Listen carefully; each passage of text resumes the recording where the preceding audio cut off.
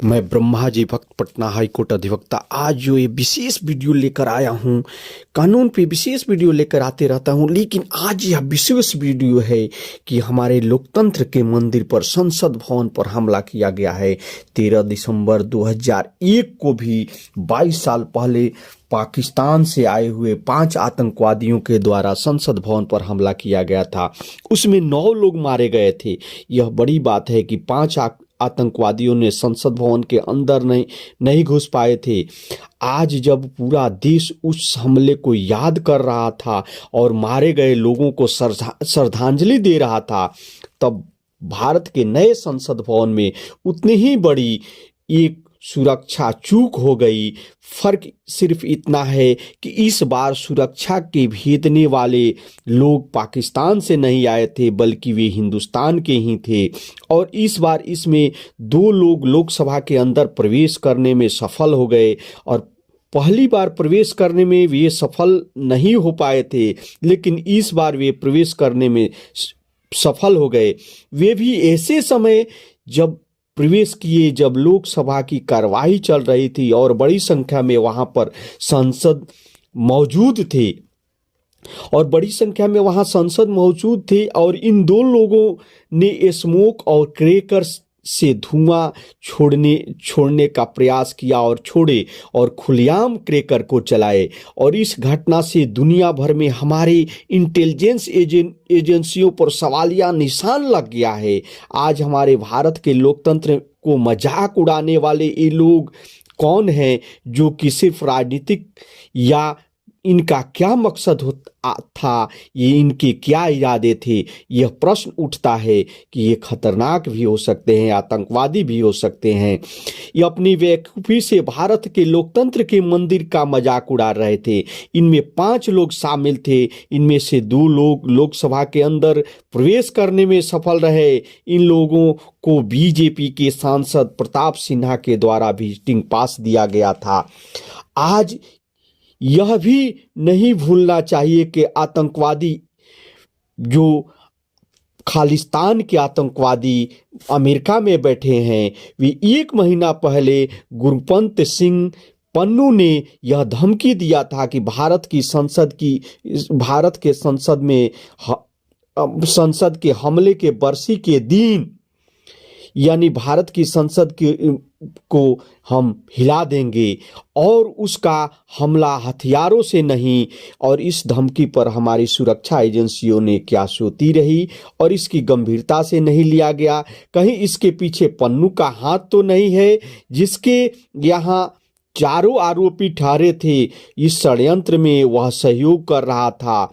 वह विक्की शर्मा गुरुग्राम का रहने वाला है, और लोकसभा के अंदर जबकि वे प्रवेश करने वाले मनोरंजन गौड़ा कर्नाटक का रहने वाला है, और सागर शर्मा यह जो है लखनऊ का रहने वाला है। यह दोनों ने लोकसभा के अंदर गए, जबकि अमोल सिंधे और नीलम आजाद ये संसद भवन के बाहर ये लोग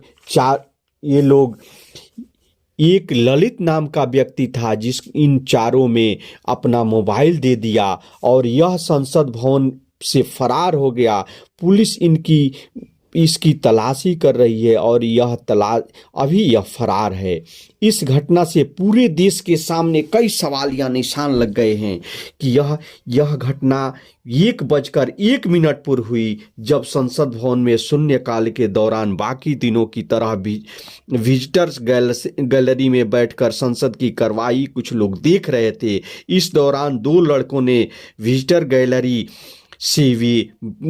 गैलरी के पास आए और वे नीचे कूद गए। इससे एक तो स्पीकर के कुर्सी के पास पहुंचने का प्रयास कर रहा था, तभी कुछ सांसदों ने उसको घेरा बनाकर पकड़ लिया।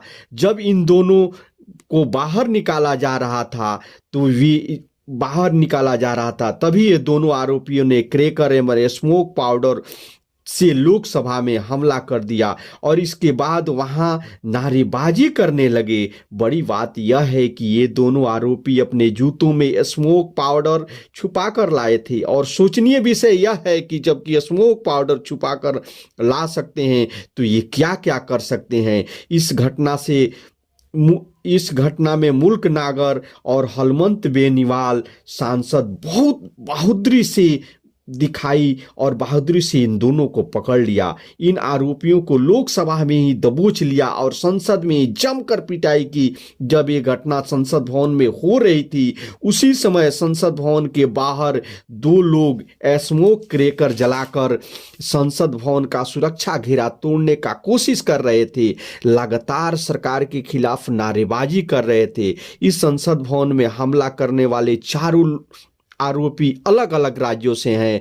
मनोरंजन गौरना कर्नाटक से और सागर शर्मा लखनऊ से, विकी शर्मा गुरुग्राम से और ये नीलम आज़ाद जिंद हरियाणा से और इस अमोल सिंधे लातूर महाराष्ट्र से और ललित अभी फरार है।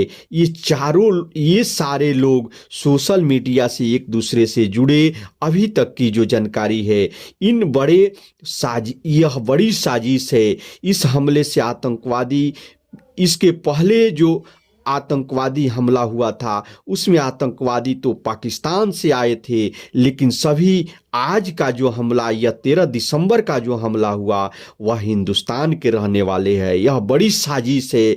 इन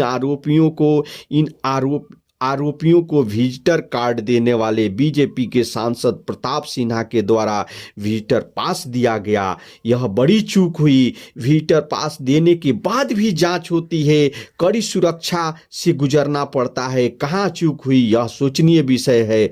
कम से कम 4 बार चेकिंग होती है। विजिटर पास देने वाले को विशेष जांच के बाद सब कुछ होने के बाद ही उनको संसद भवन की विजिटर गैलरी में जाने की अनुमति दी जाती है। यह हमारी सुरक्षा एजेंसियां की कमी को दर्शाता है। यह बहुत गंभीर मामला है कि हमारे सुरक्षा घेरा को तोड़ा गया। यह कैसे चूक हुई, इसकी जांच होनी चाहिए। इसके बाद भी हमारे लोकतंत्र के मंदिर पे हमला किया गया और हमारे लोकतंत्र के मंदिर पर कभी हमला न हो, यह सोचनीय विषय है। और इसके सोचकर यह हमारे सुरक्षा एजेंसियों को सोचनी चाहिए और हमेशा सतर्क रहना चाहिए कि हमारे लोकतंत्र के मंदिर पर कभी हमला न हो और ऐसी सुरक्षा करनी चाहिए कि भविष्य में कभी भी इसकी सुरक्षा घेरा को नहीं तोड़ा जाए और हमारी सुरक्षा एजेंसियां वैसे मुस्तैद रहे कि यह हमारी ऐसी घटना फिर कभी भी भविष्य में नहीं हो सके। तो मैं अपने सुरक्षा एजेंसियों को और भारतवासियों को कि हमारे लोकतंत्र के मंदिर को पर कभी हमला न हो सके, मैं हृदय से यही चाहता हूँ। जय हिंद, जय भारत।